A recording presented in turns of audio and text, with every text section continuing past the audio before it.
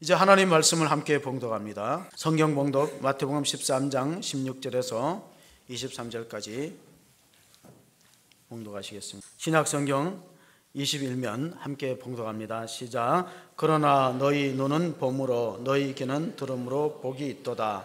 내가 진실로 너희에게 이르노니 많은 선지자와 의인이 너희가 보는 것을 보고자 하여도 보지 못하였고 너희가 듣는 것을 듣고자 하여도 듣지 못하였느니라.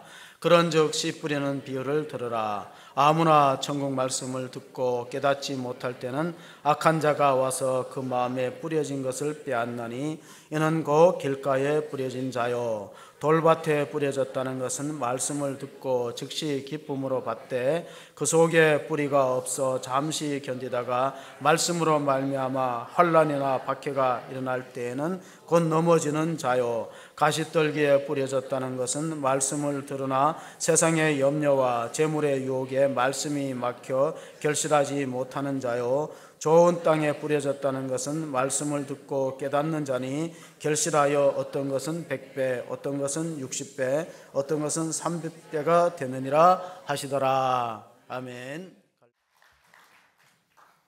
하나님이 사람을 지으실 때 눈은 2개 만드시고 귀도 2개 만드시는데 입을 하나로 지으셨습니다. 많이 보고 많이 듣되 적게 말하라는 뜻을 담고 있습니다.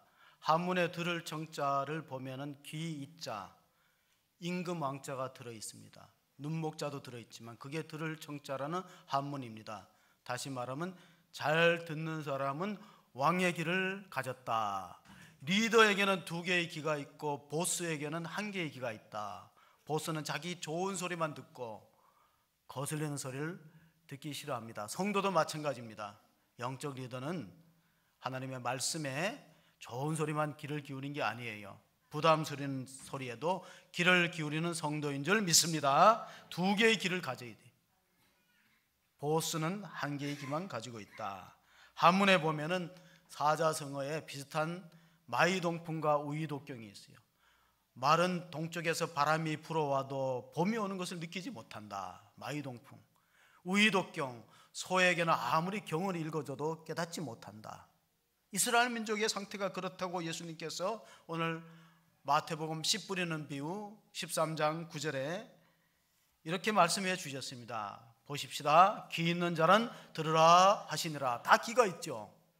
근데 사서삼경 대학에 보면은 신부재언, 시불견, 또 청이불문 이런 대학의 글귀가 있어요. 뭐냐? 마음이 가 있지 않으면은 보아도 본 게 아니고 들어도 든 게 아니다. 그러므로 귀 있는 자는 들을지어다 말씀하여 주셨습니다. 예수님께서 씨 뿌리는 비유를 천국을 설명하시고 제자들에게 따로 불러서 천국의 비밀을 아는 것이 너희들에게는 허락되었으나 다른 사람들은 깨닫지 못할 것이다. 왜? 이사야 선지자가 이 백성이 보기는 봐도 깨닫지 못하고 듣기는 들어도 알지 못하니까 마치 그 상태가 오늘 마태복음 13장 우리가 읽었던 전 15절에 보면은 이사야 선지자의 말씀을 예수님께서 이렇게 인용하셨습니다. 보십시다. 이 백성들의 마음이 완약하여져서 그 귀는 듣기에 둔하고 눈은 감았으니 이는 눈으로 보고 귀로 듣고 마음으로 깨달아 돌이켜 내게 고침을 받을까 두려워함이라 하였느니라. 이스라엘 백성들의 영적인 상태가 이대로 우리를 두시고 우리를 변화시킬 생각을 하지 마세요.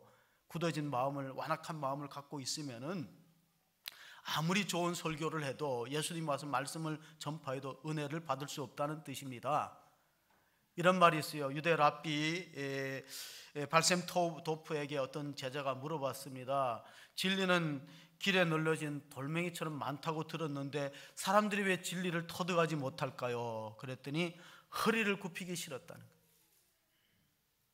허리를 굽히면 겸손해야 되는데 허리 굽히기 싫으니까 진리가 아무리 길에 돌멩이처럼 널려 있을지라도 진리를 깨닫는 사람이 극히 드물다. 유대인의 탈무드에 보면은 교만한 자에게 하나님의 진리를 가르치는 것은 당나귀에게 음악을 가르치는 것과 같아. 우리 성가대가 열심히 준비해서 찬양을 했는데 당나귀한테는 아무리 음악을 가르쳐도 소용이 없듯이 마음이 높아지고 교만한 사람한테는 하나님의 진리가 들어갈 여지가 없다. 우리가 어렸을 때 교과서에 들었던 그 이솝우화의 팔려가는 당나귀 기억하십니다? 당나귀를 팔러 아버지와 아들이 데리고 장터로 갔어요. 그랬더니 사람들이 저 어리석은 사람들 보라, 당나귀를 뭐 때문에 끌고 가냐고, 타고 가면 될 거지. 그 아버지가 올라탔어요. 여러분, 당나귀가 영어로 뭡니까? 포니예요. 포니 하면 생각나는 차가 있죠. 현대가 옛날에 만들었던 게 당나귀 차예요. 포니. 그랬더니 한참 타고 가다가 보니까 아낙네들이 우물가에서 저 어린 것이 고삐를 잡고 어른이 타고 가다니, 이렇게 얘기를 해버리니까 아버지가 민망스러우니까, 얘야 그럼 내가 내리고 너가 타라. 아들을 태우고 자기가 고삐를 끌고 가다 보니까 그 노인정 같은 데서 노인들이 앉아서 쉬면서 또 야단을 치는 겁니다. 요즘 것들은 버릇이 없어. 어르신을 저렇게 걷게 하고 어린 것들이 타고 다니다니. 그럼 어떻게 해야 돼요? 에? 그렇지. 그건 교과서 읽은 사람들이야. 둘 다 탔어요. 둘 다 타고 한참 가다 보니까 동네 사람들이, 아니 말 못하는 미련한 짐승이라도 저렇게 둘이씩 타고 하면 그 당나귀 얼마나 힘들겠느냐고, 저런 일이 있냐고 하니까 어떻게 해요?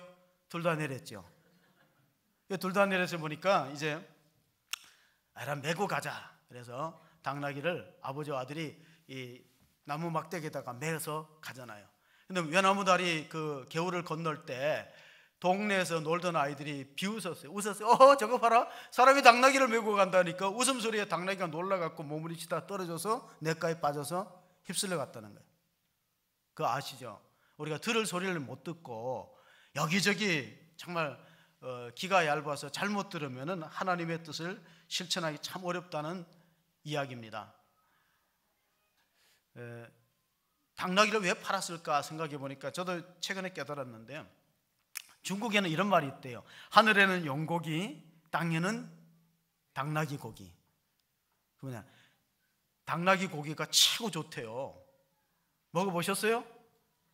저는 먹을 기회를 놓쳤어요. 지난주에 우리 시찰 야유회 목사님들 부부들이 갔는데 거기 가서 당나귀 고기를 드시고 임실 쪽에 가서 사진을 올렸어요. 그래서 이 당나귀 고기가 그렇게 좋다는 걸 알았더라면 저도 따라갈 걸.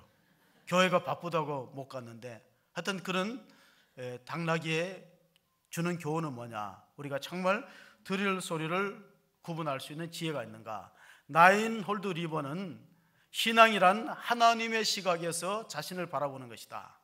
내가, 사람은 다 자기 보는 입장에서 말하잖아요. 노인들은 노인들의 입장에서, 시각에서, 여성은 여성의 시각에서 얘기하는데, 믿음이란 뭐냐? 하나님의 눈으로 자신을 보는 거예요. 그리스도 안에서 용서받은 자기를 볼 때 정말 전에는 예수님 만나기 전에 내가 무가치해 보여도 이제는 소중한 존재다. 우리 복음성가에 보면 당신은 사랑받기 위해서 태어난 사람이라. 우리가 하나님이 우리를 구원하기 위해서 값비싼 대가를 지불했는데 그게 바로 독생자 예수 그리스도를 우리 위해서 십자가에 화목제물로 주신 거예요. 우리가 다시 옆 사람한테 한번 인사해 보세요. 우리 집사님, 권사님, 당신은 사랑받기 위해서 태어난 사람입니다. 한번 인사합시다. 사랑받기 위해서 태어난. 자, 우리가 올바른 지혜를 갖고 잘 들으려면은 네 가지 음성에 귀를 기울여야 돼요. 무전 하나님의 음성은 1순위고, 하나님의 음성을 들을 때 영혼이 살아납니다. 생명의 길로 걸어갈 수 있습니다. 두 번째 들어야 될 소리가 역사의 소리입니다. 역사가 우리에게 주는 소리가 있다는 거예요. 이런 말이 있어요. 역사를 통해서 교훈을 얻지 못하는 민족은 역사의 불행과 비극을 되풀이할 수밖에 없다. 많은 사람들이 지금 한국의 상황을 100년 전에 구한 말, 우리가 1905년도에 을사보호조약이 있었어요. 1910년도에 한일합병이 있었어요. 그리고 19년도에 우리가 기미 독립운동 만세를 불렀어요. 놀라운 것은 그 당시에 만세에 참여했던 독립선언서에 서명했던 33명 중에 기독교인이 절반입니다. 몇 명이죠? 16명이요. 그 당시에 기독교 인구가 얼마 안 될 때, 불과 1, 2% 될 때, 당시에는 예수 믿는 사람 하면 애국자였어요. 역사의 소리에 귀를 기울여야 됩니다. 세 번째 들어야 할 소리가 백성의 소리예요. 이런 말 있죠. 민심은 천심이다. 지도자가 백성의 소리에 귀를 기울이지 않다가 보면은 민심이 떠나가고 이반됩니다. 마지막으로 들어야 할 소리가 뭐냐? 자기 양심의 소리에 귀를 기울여야 돼요. 사람은 다 양심이 있다는 거예요. 양심이 살아있는 사람이 있고 죽어있는 사람이 있지만은 하나님은 우리 마음에 양심이라는 걸 뒀어요. 그래서 양심의 소리를 들어야 되는데 우리는 그 소리에 듣기에는 너무나 바쁘고 분주한 일상을 살아가고 있어요. 조용히 있어야, 묵상하고 있어야 양심의 소리가 들리는데, 에콰도르에 선교사로 갔다가 순교한 짐 엘리엇이라는 젊은 순교자가 이런 말을 남겼어요. 현대인들의 영적 생활을 방해하는 세 가지 중요한 사탄의 무기가 있다. 사탄의 요소가 있다. 그건 바로 노이즈, 소음, 크라우드, 군중, 그리고 비지, 바쁜 거. 여러분, 비즈니스 사업이라는 어원이 아마 바쁘다는 데서 온 것 같아요. 비즈니스, 비지. 현대인은 바쁩니다. 소음이 많아요. 자동차, TV, 심지어는 휴대폰까지, 휴대폰에 울리는 소리까지. 소음이 얼마나 많습니까? 그리고 크라우드, 군중 속에 고독을 느끼는 게 현대인이에요. 이러니까 하나님의 음성이 귀를 기울일 수가 없기 때문에 오늘 예수님은 인간의 마음의 밭을 네 가지로 구분했어요. 그래서 들을 귀가 있는 사람은 들으라. 네 가지 밭이 뭐네? 길가와 돌밭과 가시덤불의 밭이다. 그래서 듣는다는 우리가 영어를 보면 두 가지가 있어요. 히어링과 리스닝이 있어요. 히어링은 그냥 흘러 듣는 게 히어링이에요. 리스닝은 뭐야? 주의를 기울여서 정신을 차리고 마음을 집중해서 들을 때 그게 바로 리스닝이에요. 영어를 잘하는 사람은 이런 말이 있어요. 꿈에 말할 때 영어가 나와야 영어를 잘하는 사람이래. 저는 한 번도 영어 꿈을 꾼 적이 없거든요. 그러니까 저는 영어를 못한다. 한국말로 꿔요. 일본말로도 꿀 줄 모르고. 어떤 대학생들이 자취를 하는데 시골 경상도에서 올라오는 학생하고 서울 토백이하고 자취를 하는데 원래 얼마나 더웠습니까? 무더운데 이제 한 학생은 이제 잠을 청하고 한 학생은 책을 보고 있는데 잠들어 있던 그 경상도 학생이 야쿠르트 줘 하고 외치는 거예요. 그러니까 공부하던 서울대 대학생이 뭐 자다가 말고 야쿠르트냐, 야쿠르트 없는데 물이나 먹고 마시고 그러지. 그러더니 뻘떡 일어나더니 한참 야쿠르트 좋아하더니 그 경상도 학생이 뻘떡 일어나더니 선풍기를 아주 신경질적으로 탁 꺼뿌리는 거예요. 왜 내 말을 안 듣냐? 그래, 뭐 야쿠르트가 있냐? 그랬더니 야구로 틀어줘, 야구로. 선풍기 소리 때문에 잠이 안 오니까 야구로 틀어줘 하는데 야쿠르트 줘 하니 소통의 오류죠. 근데 우리가 사람의 말을 못 들으면은 인생의 별 손을 안 보지만 하나님의 말씀 못 들으면 어떻게 되는가? 이사야서 55장 3절에 이사야 선지자가 주시는 말씀입니다. 같이 봅니다. 너희는 귀를 기울이고 내게로 나와 들으라. 그리하면 너희가 영원히 살리라. 내가 너희를 위하여 영원한 언약을 맺으리니 그 다윗에게 허락한 확실한 은혜이니라. 아멘. 여러분, 믿음이 좋다는 사람은 말씀에 집중하여 들으려는 사람이에요. 왜냐하면 성경이 신약과 구약이라는 것은 옛날 언약, 신약은 새로운 언약이에요. 말씀에 귀를 기울이지 않으면 우리 영혼이 살아날 수 없다. 사랑의 첫 번째 의무는 듣는 것이다. 헬레나 위에는 예수님은 온몸이 귀였다고 해요. 예수님은 온몸이 하나님의 말씀에 귀를 기울이고 들으려고 순종하려고 했던 분이 예수님이다. 그러면 오늘 첫 번째 마음의 밭은 바로 길가와 같은 마음의 밭입니다. 길가와 같은 마음의 밭의 특징에 대해서 우리가 한번 그 본문에 18절 19절에 예수님께서 비유를 설명해 주셨어요. 그런즉 씨 뿌리는 비유를 들으라. 19절을 같이 봅니다. 아무나 천국 말씀을 듣고 깨닫지 못할 때에는 악한 자가 와서 그 마음에 뿌려진 것을 빼앗나니 이는 곧 길가에 뿌려진 자요. 여러분, 씨앗을 길가에 뿌리지면 어떤 현상이 되냐면 새들이 와서 먹어버린다는 거예요. 여기서 새는 사탄을 뜻하고 길가와 같은 마음이 완악하고 딱딱하고 굳어진 마음. 그래서 호세아 선지자가 호세아 10장 12절에 너희의 마음의 묵은 밭을 기경하라. 딱딱한 밭을 갈아엎어서 흙덩어리를 부수듯이 너희 마음에 완악한 게 끼워지지 않고는 절대로 은혜를 받을 수가 없다. 그 이스라엘 사람들의 상태를 그렇게 표현했어요. 마음이 딱딱한 곳에는 씨를 넣어야 결실이 없습니다. 그래서 농부가 땀 흘려서 쟁기질을 하죠. 거기다가 흙덩어리는 부수고 돌을 골라내고, 팔레스타인 지역엔 돌이 많습니다. 저도 이스라엘 가보니까 밭에 돌이 엄청나게 많습니다. 아주 골라낼 생각조차도 안 해요. 너무 많기 때문에. 물어봤더니 돌이 있어야 양들이 물을 먹는데요. 아침에 이슬이 내리면, 오늘이 절기상 뭐죠? 농사를 안 짓는다고 다 관심이 없으시나?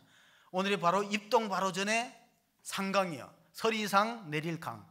뭐죠? 서리가 내리면은 이제 모든 이제 짐승들은 그 겨울잠을 자려고 준비하는 절기가 오늘이에요. 서리가 내리듯이 아침에 이슬이 내리면은 양들이 돌을 핥으면은 물을 공급받는 거예요. 그러니까 일부러 돌을 안 골라내요. 자, 길과 같은 밭은 사람들이 다니는 논두랑 같은 땅을 말하고 있습니다. 팔레스타인 지역에 이쪽 땅하고 저쪽 땅 경계선 사이에 사람들이 많이 다니다가 보면은 길가와 같이 딱딱하고 굳어진 곳에 씨가 떨어집니다. 그리고 이스라엘 사람들은 씨를 넣을 때 우리처럼 손으로 정성스럽게 넣지 않고 당나귀나 어떤 그 짐승의 등에다가 씨앗자루를 걸쳐갖고 그 자루 양쪽에다가 구멍을 내버립니다. 그리고 그 나귀를, 노새를 지나가게 하면은 그 등머리에 받쳐진 자루 씨앗에서 솔솔솔 씨앗이 떨어지면 이 밭 이랑에 떨어지게 돼 있는데, 가끔 가다가 이 당나귀나 노새가 한번 흔들어 버립니다. 확 흔들어 버리면은 씨앗이 튕겨져서 길로 다 가버리는 거예요. 그래서 길가에 씨앗이 있는 거예요. 그럼 마귀가 와서 먹지요. 여러분, 우리가 영적으로 표현하면 이렇습니다. 교회에 오기는 오는데 마음이 성전에 안 오는 성도가 있어요. 집 생각하고 사업 생각하고 예배를 드리는데, 혹시 그런 분 계시면 손 들어 보세요. 안 들 줄 알고 제가 물어보죠. 그리고 또 길가와 같은 마음밭의 특징이 뭐냐면은 예배 시간, 설교 시간에 꼭 습관적으로 조는 사람이 있어요. 졸면 들을 수 있습니까? 없습니까? 없죠. 마귀가 그 마음을 다, 말씀을 다 가져가 버려요. 또 기가 막히게 찬송할 때는 또 깹니다. 어떤 분이 설교를 하다가 보니까 젊은 주부가 졸아요. 아마 아기 키우느라고 얼마나 피곤하겠어요. 아기들이 울면 밤잠을 제대로 못 자니까 옆에 있는 할머니 보고 얘기해서, 할머니, 저 여성분을 좀 깨워서 설교를 듣게 해주세요. 깨우세요. 그러니까 할머니가 하는 소리가, 목사님이 재워놓고 왜 저보고 깨우라고 그래. 근데 생각해 보세요. 설교 도중에 주무시면 제가 책임 있죠. 근데 설교와 시작과 같이 눈을 감는 분은 대책이 없는 분이에요. 어떻게? 전방에 가면은 그런 말이 있어요. 팻말이 뭐죠? 졸면 죽는다. 길과 같은 밭은 아무리 좋은 말씀이 떨어져도 마치 콩나무 시루에 비닐을 덮고 물을 주는 것 같아요. 자고 있는데 콩나무 시루에 물이 이렇게 떨어지면요 다 빠져요. 그러나 콩나무는 자라지요. 근데 만약에 비닐을 덮고, 콩나물 시루라고 여기 가정하고 비닐을 덮고 물을 줘보면은 안에 빼짝 말라가지고 시들시들하고 마치 실 같아서 쓸 수가 없는 것이 돼요. 어떤 목사님이 은퇴하셨는데요, 이화여대, 요즘 이화여대가 좀 복잡한데 이화여대 설립자가 메리 스크린턴입니다.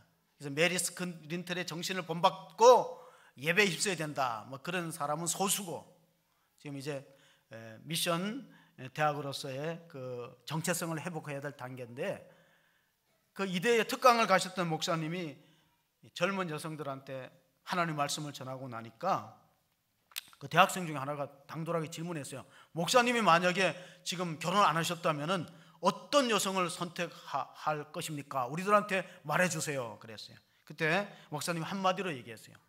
수용성이 높은 여자가 좋은 여자다. 무슨 여자가 좋다고? 수용성이. 수용성이 좋은 여자는 네 번째 좋은 땅과 같이 말씀을 받아가지고 결실하는 사람이에요. 그 수용성이 좋다는 게 뭐냐? 잘 받아서 수용할 수 있는 사람. 바다가 왜 바다요? 다 받아들이잖아. 좋은 소리도 받아들이고 쓴 소리도 받아들이잖아. 그런 사람이 좋은 여성이에요. 그런 사람하고 결혼을 하겠다는 거예요.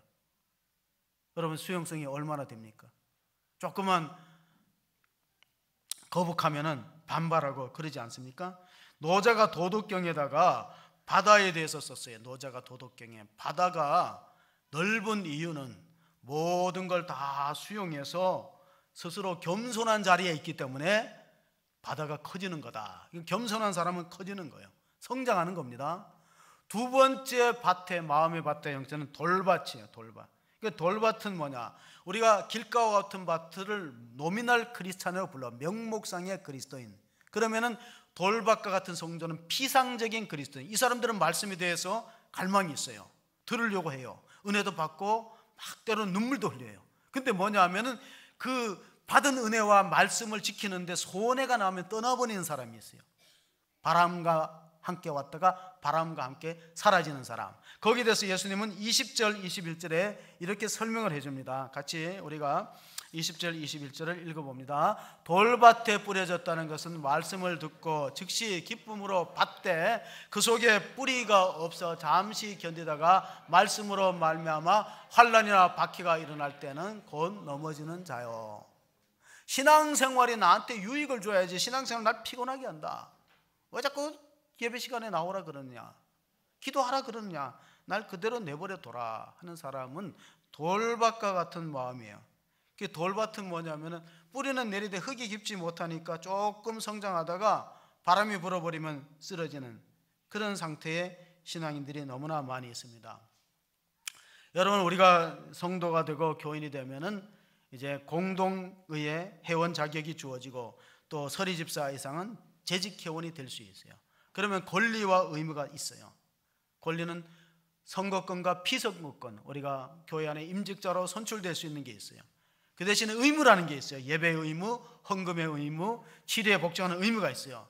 근데 민주시민이라면은 어떻게 되다냐면 권리와 의무를 동시에 알고 있는 사람이 민주시민이에요. 근데 자기 권리만 얘기하고 의무에 대해서 소홀히 아는 사람은 성숙한 사람, 성숙한 민주시민이라고 보기 어려워요. 한국 사회가 시끄러운 것도 그런 면도 있습니다. 노벨 경제학상을 받은 분이 이런 말을 했어요. 어느 민족이 경제가 잘 성장되는가를 살펴보니까 지옥이 있다고 생각하는 민족이 경제가 살아난다. 지옥하고 경제 성장이 무슨 관계가 있는가? 근데 가만히 보면은 지옥이 있다고 믿는 민족이 아무래도 하나님을 두려워하면서 경제 정의를 실천한다. 그렇게 보시면 됩니다. 때로는 이런 돌밭과 같은 교인들의 특징이 뭐냐면 등록을 안 해요. 교회로 오면서. 뭐냐면은 등록 안 하고 말씀만 들어요. 그러면 권리와 의무가 상반돼요. 그러면서 하는 이유가 뭐냐면 전에 다니는 교회에서 상처를 받았대. 자기가 한 만큼 보상이나 대우를 못 받았다는 뜻이죠. 근데 가만히 따지면요, 그런 논리로 하면요, 모든 세상의 부모는 다 자녀들한테 상처받았어. 자녀들한테 상처 안 받은 부모 있습니까? 우리가 자녀들한테 희생하고 그들을 위해서 노고와 베풀었는데 자녀들이 그렇게 다 해주나요? 잘 생각해 보세요. 케네디가 대통령직을 수락하면서 연설했잖아요. 국가가 여러분을 위해서 무슨 일을 할 것인가를 기대하기 전에 여러분이 국가를 위해서 무슨 일을 할 것인가를 생각해 보라. 교회도 마찬가지죠. 근데 상처를 받는 사람일수록 이게 약한 것이죠.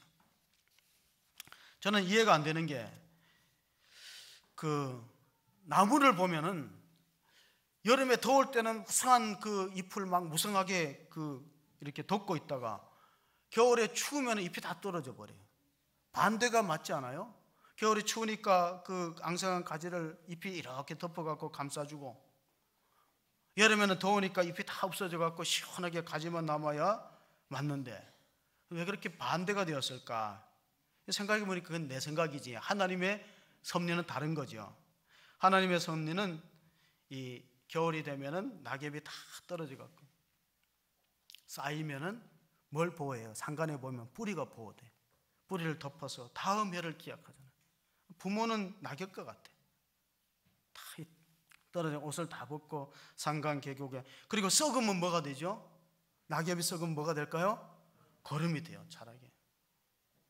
내 몸이 떨어져서 어디로 가나? 지나간 긴 여름이 아쉬웠지만 바람이 나를 몰고 멀리 가면은 가지에 맺은 정은 식어만 가네. 들어왔나요? 모르시죠? 복음 선거가 아니니까 다 모르시네요. 겨울이 지나가고 봄이 오면은 내일 다시 오리라 웃고 가리라. 낙엽이 가는 길하고 부모가 가는 길이 비슷한 것 같아요. 제가 우리 둘이서 이번에 의논했어요. 뭐라고 의논했냐면은 우리는 죽으면 어디로 갈까? 그래서 우리는 죽으면은 부활교회로 가자. 그래서 이천에 있는 에덴 낙원이라는 새로운 매장 문화가 생겼어요. 지금 우리가 매장 형태를 보면은 묻거나 산소를 써서 묻거나 화장을 해서 낙골 땅을 하거나 뭐 수목장 이런 게 있는데, 그 새로 생겼던 원래 봄에 생겼던 에덴 낙원은 조금 다른 형태예요. 낙골 땅 그 화장을 해서 낙골 유골을 가루를 만들어서 거기 넓은 정원에 뿌리는 형태예요. 근데 이게 좀 허전한 면도 있지만은 그 대신에 영상으로 교회마다 다 찍어서 사람들 얼굴 양옆 다 영상으로 볼 수 있고, 또 하나는 비용이 상당히 낙골 땅에 모시는 것보다는 저렴해요. 그래서 우리는 싼 걸로 하자. 물론 가장 좋은 방법은 기증을 하는 건데, 대학 병원에 어디 기증하는. 근데 기증을 하려면 자녀들의 동의를 받아야 돼요. 아직은 우리 집에서 아내하고 제하고만 둘이 얘기하니까 우리는 거기 가자. 거기 가면은 그냥 뿌리면은 아무 형체가 없으니까, 아무 형체가 없고 거기 이제 예배실에서 예배를 드리고 또 기념하고. 오늘 우리가 말씀에 보면은요, 요한복음 12장 24절의 말씀에 보면은 예수님 이런 말씀하셨어요. 내가 진실로 진실로 너에게 이르노니 한 알의 밀이 땅에 떨어져 죽지 아니하면 한 알 그대로 있고 죽으면 많은 열매를 맺느니라. 요즘 우리가 암송할 때 고린도서 15장을 암송하는데, 가만히 보면요, 그 사람들이 화장을 옛날에 깊이 했던 게 부활될 때 뭔가 형체가 있어야 된다고 오해합니다. 그런데 형체는 다 소멸되고 썩는 거예요.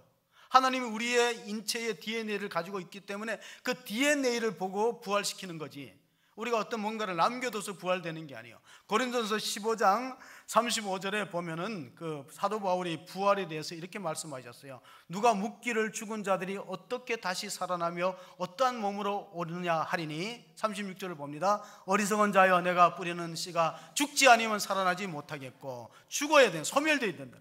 그럼 하나님은 우리 모든 그 생명들의 DNA를 갖고 있기 때문에, 사람도 동물을 복제하는데 하나님이 왜 인간을 부활 못 시키는가?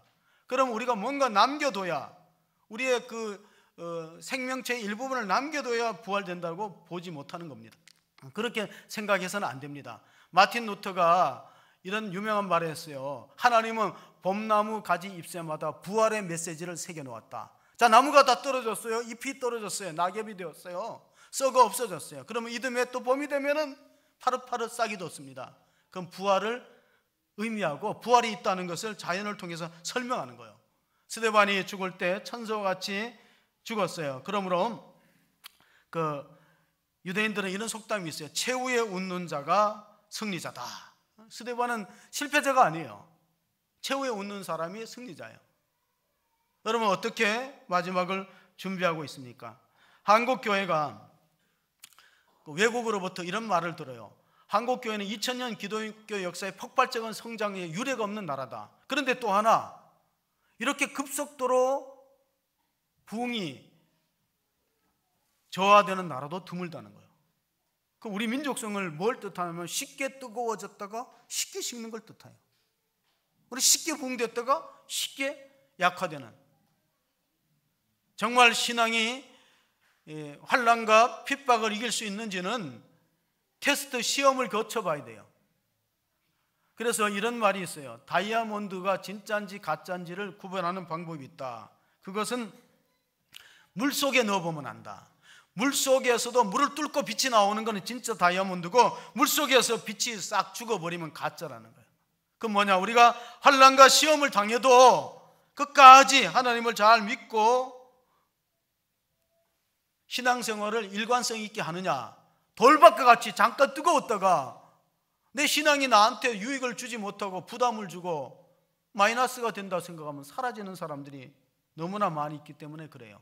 어떤 젊은이가 동창을 만났는데, 젊은 여자가 이런 말을 했어요. 나 내 약혼자하고 파혼했다 그랬어요. 요즘에 그렇게 쉽게 만나고 쉽게 헤어지는 풍토예요. 그랬더니 그 친구가 그래 안 됐구만. 근데 너는 왜 그때 약혼 때 받았던 다이아몬드 반지는 그냥 끼고 있네. 그랬더니 다이아몬드에 대한 나의 애정은 바뀌지 않았어. 다이아몬드 준 사람에게 애정은 바뀌지만은 다이아몬드에 대한 애정은 바뀌지 않았다는 게 오늘 우리의 문제예요. 나한테 축복을 주시는 하나님은 믿을 수 있지만은 신앙이 나한테 어려움과 피곤하게 하면은 충분히 떠날 수 있다는 게 오늘의 모습입니다. 자, 그러면 가시밭길과 같은 가시덤불과 같은 밭의 믿음은 무엇이냐? 우리가 한번 또 22절 끝으로 읽어봅니다.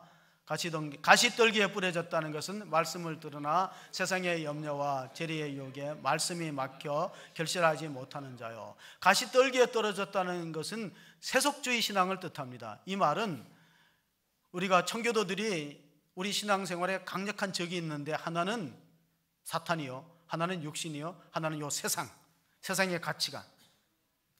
세상의 가치관이 오염된 마음의 밭을 가시덤불 밭이라고, 육신에 의해서 좌우되는 마음의 밭을 돌밭이라고, 사탄에 의해서 믿음을 무너뜨리는 마음을 길가와 같은 밭이라 한다면은 현대인들이 많은 경우에는 가시밭에 해당돼요.